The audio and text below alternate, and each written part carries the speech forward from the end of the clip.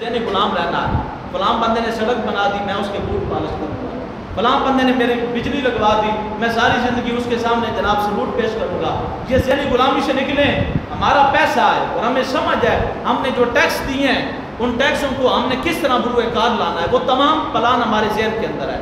لیکن ہم صرف اور صرف ایک بات کہتے ہیں، پاکستان میں نظام مصطفیٰ نافذ ہونا چاہیے. پاکستان میں بات ہو تو حضور صلی اللہ علیہ وسلم کی عزت کی بات ہو، نہ بادشاہ کی عزت کی بات، نہ وزیر اعظم کی عزت کی بات، نہ ہی کسی سیاسی چمچے کی عزت کی بات. اگر بات ہو تو صرف عزت اسلام کی بات ہو، بات ہو تو عزت مصطفیٰ کی بات ہو، بس. اس کے علاوہ اور کوئی بات نہ سننی ہے، نہ ماننی ہے، اور نہ ہی کسی بات پر دھیان دینا ہے. انہیں جانا، انہیں مانا، نہ رکھا غیر سے کام. للہ الحمد کہ میں دنیا سے مسلمان گیا. حضور صلی اللہ علیہ وسلم کے صحابہ نے اپنی قربانیاں دے کر غزوہ بدر میں ہمیں یہی پیغام دیا، ہمیں یہی سبق دیا. حضرت معاویہ اور حضرت معاذ، آپ ان کا نام نہیں جانتے؟ جب حضرت عبدالرحمن بن عوف رضی اللہ تعالیٰ عنہ ان سے پوچھا کہ اے چچا جان بتائیں ابو جہل کہاں ہے، حضرت عبدالرحمن بن عوف کہنے لگا، آپ فرمانے لگے کہ اے معاویہ، اے معاذ، تم نے کیا کرنا ہے ابو جہل کو؟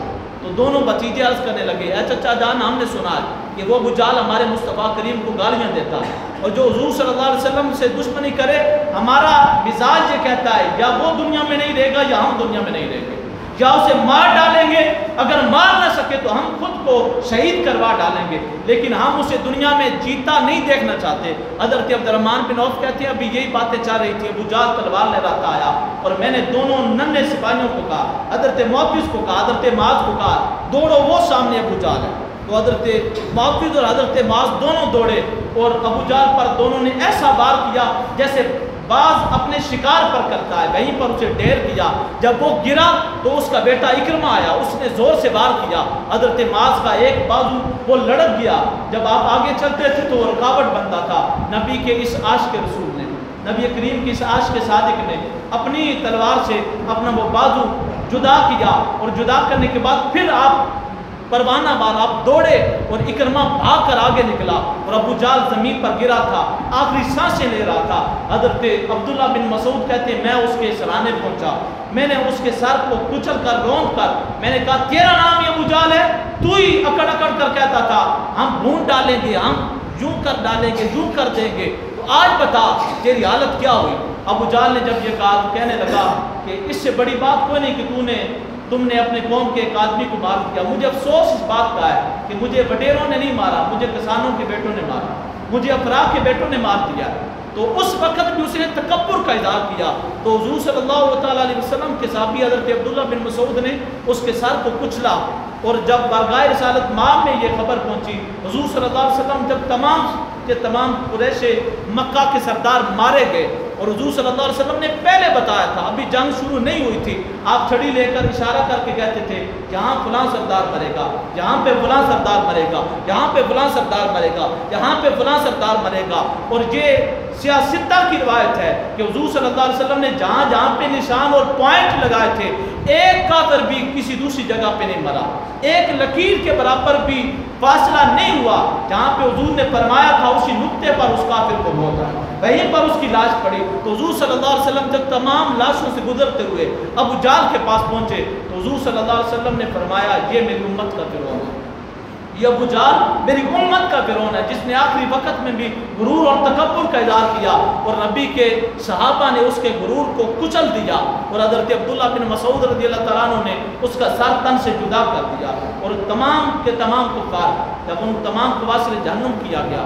اور یہ بھی ایک عظیم موقع تھا جب حضور صلی اللہ تعالیٰ علیہ وسلم نے جنگ زوروں پر تھی، اور حضور صلی اللہ علیہ وسلم نے یہ فرمایا کہ اے صحابہ بڑھو اس جنت کی جانب جس کی چوڑائی زمین و آسمان کے برابر ہے. تو اس وقت حضرت عمر بن الحمام انصاری رضی اللہ تعالیٰ عنہ انہوں نے جب حضور صلی اللہ علیہ وسلم کی بارگاہ میں عرضی پیش کی تو سرکار رسالت مآب نے مختصراً عرض کہا، آپ نے انہیں شہادت کا رتبہ عنایت ہونے کا فرمایا کہ تم جنتی ہو سکتے ہو. تو حضرت عمیر سرکار کریم کے صحابی ہیں، فوراً عرض کرنے لگے واہ واہ، آپ کھجوریں کھا رہے تھے اور ساتھ میں آپ نے یہ زبان سے جملہ عرض کیا واہ واہ واہ واہ.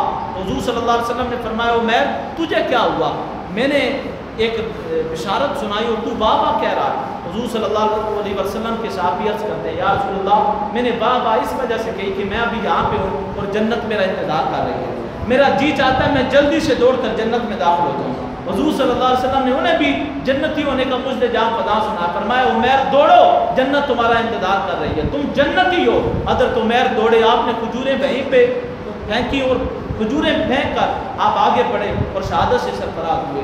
حضور صلی اللہ تعالیٰ علیہ وسلم کے صحابہ نے اپنے عمل کے ساتھ, اپنی ہمت کے ساتھ بتایا کہ حضور صلی اللہ علیہ وسلم کی عزت پر پہرا کس طرح دینا ہے. 313 کا لشکر ہو, نہتا لشکر, جس کے پاس تلواریں بھی نہیں, زیریں بھی نہیں, عظیم گھوڑے بھی نہیں, اور لشکر کا عظیم ساز و سامان بھی نہیں, اور 1000 کے لشکر جرار سے مقابلہ ہو, تو وہ مقابلہ تب ہی ہو سکتا ہے کہ جب بندے کا توکل پکا ہو, بندے کا یقین کامل ہو, حضور صلی اللہ علیہ وسلم کی عشق کے اوپر ایسا بھروسہ ہو کہ بندہ کہے کہ جب حضور صلی اللہ علیہ وسلم سے ہم نے عشق کرنا ہے تو حضرت مقداد بن اسود کی طرح, حضرت سعد بن عبادہ کی طرح اگر حضور صلی اللہ علیہ وسلم کا عشق ہمیں آرڈر کرے تو ہم سمندر میں بھی کود جائیں گے, نہیں دیکھیں گے کہ یہ زندگی کا سوال ہے یا موت کا سوال ہے. حضور صلی اللہ علیہ وسلم کی خاطر اپنا تن من دھن سب کچھ قربان کریں گے. تو جب حضور صلی اللہ علیہ وسلم کے صحابہ نے اس قدر عشق رسول کا اظہار کیا, اس قدر اپنی محبتوں کا ثبوت دیا, تو پھر اللہ پاک نے انہیں یہ شان عطا فرمائی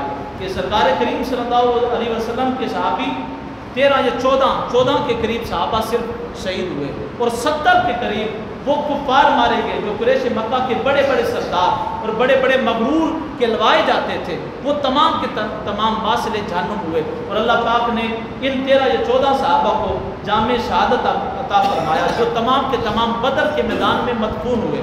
اور اگر آپ بدر کے میدان میں جائیں, وہ جگہ جہاں پر صحابہ کے مزار ہیں, تو ان قبروں کے اوپر چڑھنے سے گریز ہمیں کرنا چاہیے. میدان احد میں بھی, میدان بدر میں بھی, اس سے ہٹ کر فاتحہ خوانی کرنی چاہیے اور ان سے محبتوں کا اظہار کرنا چاہیے. اور اسی بدر کے میدان میں 70 جو کافر تھے ان تمام کو ایک گڑھے کے اندر پھینکا گیا. صرف ایک لاش جو امیہ بن خلف کی لاش تھی, امیہ بن خلف کی لاش جب اسے مارا گیا, مارنے کے بعد اس کا جو جسم تھا وہ پھول گیا تھا, اس کی لاش پھول کر ٹکڑے ٹکڑے ہو گئے, تو اسے گھسیٹ کر اسی جگہ پر دفن کر دیا گیا علیحدہ سے. باقی تمام کفار کو ایک گڑھے کے اندر حضور صلی اللہ علیہ وسلم نے دفن کروایا, اور سرکار کے تمام صحابہ وہ اسی میدان بدر میں شہید ہوئے, وہیں پر دفن کیے گئے. لیکن ایک صحابی حضرت عبیدہ بن حارث وہ صفرا کے مقام تک آئے, وہاں پر زخم و کتاب نہ لاتے ہوئے جامع شہادت نوش کر گئے. تو حضور صلی اللہ علیہ وسلم نے صفرا کے میدان میں انہیں دفن فرمایا, وہیں پر ان کا روضہ اقدس موجود ہے. دعا کریں اللہ رب العزت ہمیں بھی بدر کے صحابہ کا فیض نصیب فرمائے, ہمیں بھی انہی کے راستے پر چل کر اور انہی کے نقش قدم پر چلتے ہوئے انہی جیسا خوف خدا اور عشق مصطفیٰ نصیب فرمائے. وہ ایسے ہیں جن کا کوئی مقابلہ نہیں, جن کی کوئی مثال نہیں, اور جن کی کوئی تمثیل بھی نہیں, لیکن صرف اور صرف ہم ان جیسا خوف خدا اور عشق مصطفیٰ اس نیت سے کہہ رہے ہیں یار اللہ تعالیٰ ہم ان جیسا خوف خدا نہیں رکھتے, ان جیسا عشق مصطفیٰ نہیں رکھتے, لیکن ہم دعا تو کر سکتے ہیں یا اللہ ہمیں ان کے خوف خدا کی خیرات نصیب فرما, ان کے عشق مصطفیٰ کی خیرات نصیب فرما, تاکہ ہم بھی وہی فضا, وہی جوش, وہی جذبہ پیدا کریں اپنے اندر. اور تمام جو باطل قوتیں اکٹھی ہو چکی ہیں ہم بھی ان کے مقابل میں متحد ہو کر نکلیں. ہم سنی, وہابی, دیوبندی, ان فرقہ بندیوں میں اب پڑھنے کا وقت نہیں. جب دو بھائیوں کا جھگڑا ہونا, ایک بھائی کو کوئی دوسرے برادری کا آ کر جھگڑا کرے تو بھائی ناراض بھی ہو تو کہتا ہے تیری میری لڑائی اپنی جگہ, تیرے نہ بیر میں بعد چمکاواں گا, پیر ادھر نال میں دو ہاتھ کر لوں.